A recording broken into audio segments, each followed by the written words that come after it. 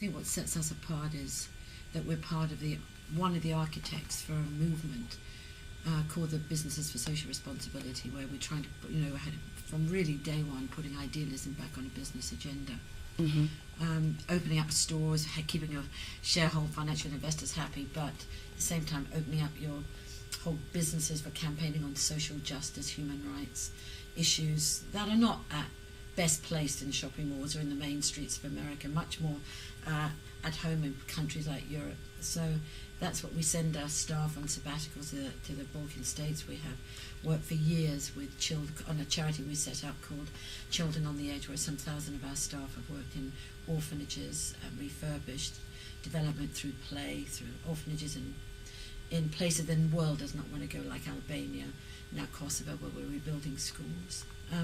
And that's part, we have a foundation which puts monies out of our sales, made $1 million a year, into that. We have probably the biggest human rights award outside of the Nobel Peace Prize, which is about $300,000. And we look at emerging issues. This last year it was the right to education, which is not an emerging issue, but child labour. So we looked at grassroots groups around the world that were dealing with the issue of child labour and how they're bringing education. So dump sites in Nicaragua, child labour, bonded child labour in India and Africa. We're a very political company. By that I don't mean not one penny goes to party political causes, but political in the nature of people. We're a huge believer in grassroots activism and organising. And a lot of the monies that we give away from our foundation, which is really very, very brave in many ways, but often challenges, is this foundation or is this a political party, goes to groups like Ruckus Society that train young people around this country on actions for civil disobedience, not breaking the law, but at Seattle they were there.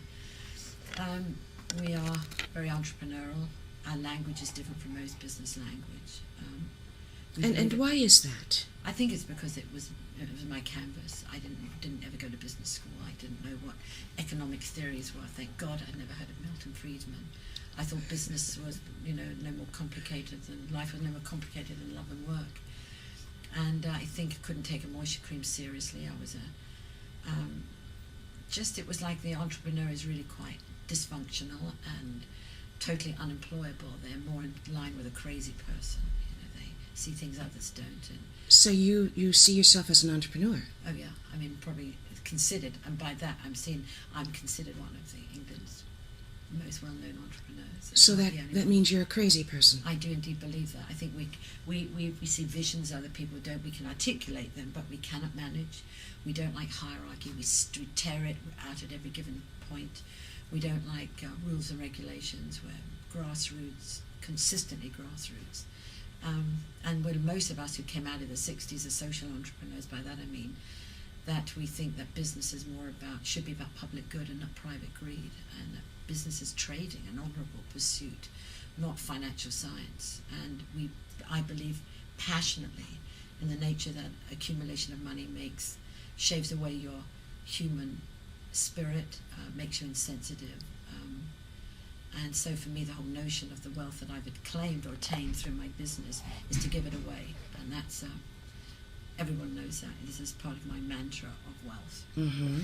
And I'm not too happy with the notion of the big foundations in this country, which together are worth so many billions of dollars, and so little is given out in terms of their legal right to give 5% of their accumulated wealth out. I think that's an obscenity. I think when there's the worst divide and that I've seen in the world in terms of the rich and the poor, the generosity of spirit is certainly not equal to the wealth of this country. And Galbraith said that. He said, the more wealthy a country becomes, the less generous in spirit it is. And this is palpable in this country. I travelled with, everywhere I go, I travel outside where CEOs or heads of corporations would never go. This last week I was in Nicaragua working with dump site people, child labour, sweatshop labour. A month ago I was working in Alabama and Mississippi with the black family farmers, looking at ways that grow ingredients that we can put in our products. Ms. Roddick, how do you choose the causes you get involved in? I'm a human rights activist. But there's so many. No, Why? They're not. human rights activism, and for me... No, I meant so many causes. Oh, it's the experiences. Your experiences change your values, and as I travel, the experiences. The biggest dilemma out there is poverty, and I don't mean just economic poverty. Poverty of imagination doesn't allow people to get the tools to get out of poverty, and I think a whole dose of spiritual poverty. And by that I mean that there's no longer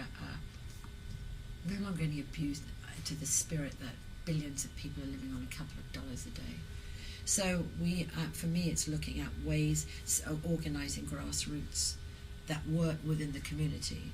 And for me, human rights embraces economic rights, cultural rights, the right to be heard, the right to organise. So that's really it, it's not too complicated. And I choose, like I travelled with a vagabond, and I'm going to show some slides today, for 2 weeks about 4 years ago, and that was my first. I lived in shacks, I just saw poverty like I don't think anybody that is as wealthy as I would have ever seen it. I made the effort, I've travelled, and travelling for me is such huge insights, and I travelled with a vagabond, and I travelled through the Black American Divide, and I saw what the lies are in our culture, that puts economic values on every darn thing, and doesn't see the helping of the poorest people in this country or my country of any value. So that's the experience has changed my value, and I'm just thinking today, why do I give my money away, and to whom? It's the people, it's not necessarily the causes. People have to be persuasive. If there's a large organisation funding, I'm not interested. I'm not interested in grassroots groups that work. It's like, how I define spirituality, which is working with the weak and the frail. If the groups are out there in the community working, community organising, community helping, then that's where I put my money. Mm-hmm. Have you always been like this? Yeah. A child, 10 years old, was a catalytic time. My mum was the first, we were the first Italian immigrants in our town, and we were different. We were on the edge. We were outsiders. My dad died when I was 10, and it was that exact week that I read or saw, that came out in England, the paperback version of photographs of the Holocaust. And that sort of kick-started me, the loss of Henry, my dad, and seeing this was just chunk. That was the thing, and from there on I was corralling, organising. I have within me a sense of outrage, and for me that the joy that I have is that I've now got a distribution network around the globe to educate my customers, or customers that come into the shop, and my staff on these issues. And it's not, my young staff are mostly female whose ethics of care, They want a Monday to Friday life. They don't want a Monday to Friday death. They want to be part of a social experiment. I can remember when 27 prisoners of conscience were released, when we did a big campaign with Amnesty. They came up to me absolutely with their spirit aflame, and that's not selling a moisture cream, So I'm aware of motivation of the human spirit, and it's all about doing things for other people. And so giving my money away, I'm really smart. I look for people that are not like this breed of people who run foundations that move from one to another, that have the passion that persuades. And one of the greatest tool in terms of raising money, because by golly is it hard now, you've got to have a passion. It's communication, because if you can't communicate well, no matter how passionate you are about something, you just are not there. Mm-hmm. I look at the organisations, I look at the grassroots work that they do, and I look at see if it's dangerous. If it's dangerous, count me in. By dangerous, I mean if nobody else wants to do it on these issues. Nobody would help support ruckers. They're seen as anarchists. They're not. They have the right to stand up and protest in a way that doesn't harm people or property. And they get themselves involved in the media on these issues, like human rights, grassroots entrepreneurial, setting up little community organising, economic organisation that keep the family and the community together, buying directly from people in their villages or their cooperatives, and the first thing that gets built is schools and veterinary clinics and hospitals or things like that. That's where I give my money to. Has your passion and your motivation for the causes they're involved in changed? I think they've been highlighted considering to your knowledge. I'm a great believer of going towards people or organisations that have a more polished understanding than I have, they're almost like an antenna out there.